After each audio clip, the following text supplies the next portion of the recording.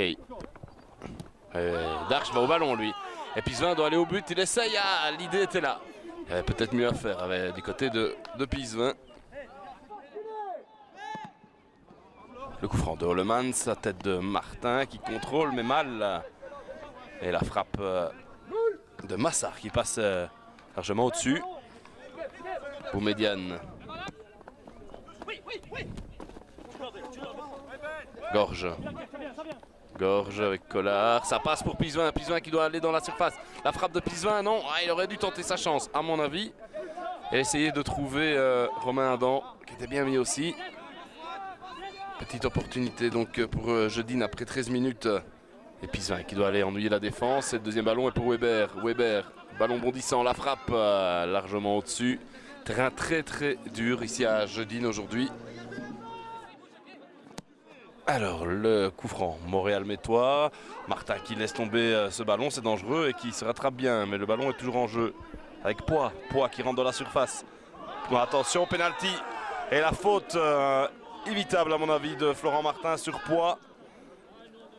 Martin qui avait déjà laissé tomber le ballon, il a compris que c'était lui le responsable et ça va peut-être débloquer le match. Penalty pour Montréal-Mé. Alors Boumedienne, 45 ans peut-être pour débloquer le marquoir et l'arrêt d'Augustin Mathieu.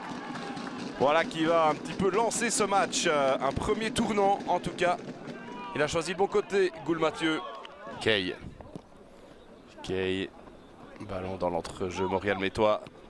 Ballon en profondeur, c'est pas mal. La frappe à présent de Adrien Massard. Et ce ballon qui passera facilement là, dans l'axe défensif jedinois. Long dégagement de Saucé. Très très long, très bon d'ailleurs vers Poix. Poix qui va frapper en même temps. La voici un peu croquée. Et les ballons bondissants qu'on laisse retomber dans la défense, c'est toujours dangereux. Gazia qui progresse. Darche aurait peut-être pu y aller. Très bon placement de Darche. Darche qui doit accélérer peut-être. Darche face à Kay. Darche. Mauvaise passe. Non, ça arrive quand même chez Waldran. Waldran qui trouve Adam. Adam à côté, quelle énorme occasion. C'était pour Romain Adam. Une contre-attaque jedinoise dangereuse. Pisevin qui rend le ballon à Darche. L'effort de Darche qui joue dans l'axe avec Gorge, la frappe de Gorge. Ça passe à côté, coup de sifflet, c'est dévié. Tête de Griselin avec Collard. Collard qui pousse Adam, on va aller mettre la pression. Pisevin aussi sur le grand Hollemans. Pas de faute. Pisevin rentre dans la surface, centre de Pisevin vers Weber, frappe de Weber. Que dit l'arbitre? Penalty. Faute de main, Montréal-Métoise. Et Jedine qui a mieux recommencé la deuxième mi-temps que la première. Récompensé à son tour d'un penalty. Alors Gorge pour ouvrir le score peut-être. 1-0 pour Jedine. On ne voit pas un grand match, mais voilà qui va peut-être le débloquer.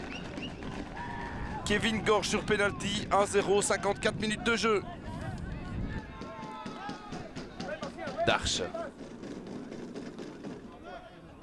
Darche qui passe, doit centrer, deuxième poteau, tête de Pisevin et le gardien. Saucé qui va cueillir ce ballon. Montréal-Mé ne parvient pas à réagir après ce 1-0. Alors encore 24 minutes, le coup franc de Weber, c'est bien donné, quel arrêt! Quel arrêt de Saucé sur cette tentative de Bertrand Darche. Jedine est libéré maintenant, mais aimerait tuer le match. Pisevin. Collard avec Pisevin. Pisevin qui doit aller au but. Pisevin qui entre dans la surface, il doit frapper. Pisevin contrôle le ballon trop loin. Mal négocié de la part de Pisevin. Alors le corner de Boumedienne. Bien donné vers le grand Hollemans. Ce ballon qui traite dans la surface. C'est Augustin Mathieu qui sort l'arrêt peut-être décisif à 16 minutes de la fin. Sur cette frappe, je pense, de Hayette. Allez, sortez ce ballon! Enrique! Kay, il est bien mis pour frapper. Kay, le coup franc, la faute de main de Pochet à l'entrée de la surface.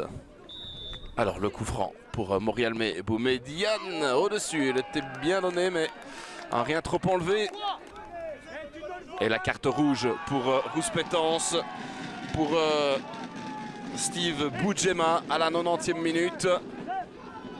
Et Morialmé qui perd un petit peu ses moyens en fin de match. François Toussaint qui va donner à Herbier. Voici François Herbier qui décale à droite avec Maxime Pisevin. Le centre-tir au-dessus. On est dans le temps additionnel depuis un petit temps. Et voilà, coup de sifflet final de Monsieur Libert. Victoire 1-0 de Jeudine qui remporte le tour final de P2B et qui jouera en aller-retour contre le vainqueur de tour final de P2A, Bième ou Floref, pour une éventuelle montée en P1. L'aventure de Jeudine se poursuit. Je pense que Gould, c'est le tournant du match. Hein. Il va chercher ce penalty-là. Et voilà, derrière ça, à la mi-temps, on a essayé de resserrer un peu les boulons. On a demandé de jouer un peu plus haut parce qu'on laissait trop jouer. On ne prenait pas ses responsabilités. Et voilà, ça s'est joué sur une phase arrêtée. Et tant mieux pour nous.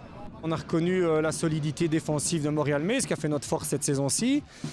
On a reconnu notre capacité de reconversion. Ça aussi, ça a fait notre force. Olivier le savait bien, il l'avait annoncé que c'est à ça qu'il fallait être attentif. Après, on avait décidé tactiquement de laisser pénétrer Jeudine un maximum pour créer des espaces derrière. Ça a fonctionné correctement en première mi-temps. On a un premier centre et puis le pénalty qui vient de cette manière-là.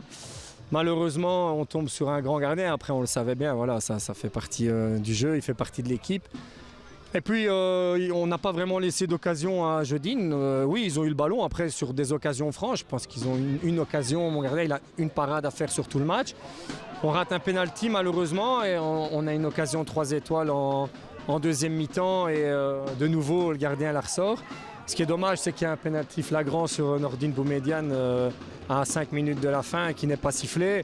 Mais voilà, après on ne regrette rien, on s'est donné à 100%. Les joueurs, ils y sont allés pour la gagne et ça c'est bien parce qu'on est seulement, finalement on est le promu, on est nouveau dans cette deuxième provinciale. Les joueurs ils sont allés à 200%, je peux être que fier d'eux.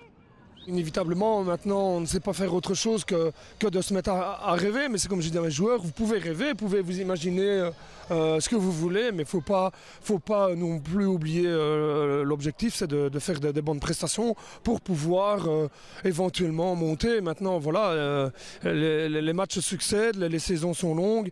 Ici, match à nouveau dimanche, puis mercredi, ça demande quand même beaucoup d'énergie. Voilà, c'est le jeu. Je voulais quand même faire une dédicace pour notre ami Vincent qui est parti. C'est vraiment triste. Et une autre dédicace, Loïc est papa depuis mardi. Et félicitations à lui et bienvenue au petit Marius.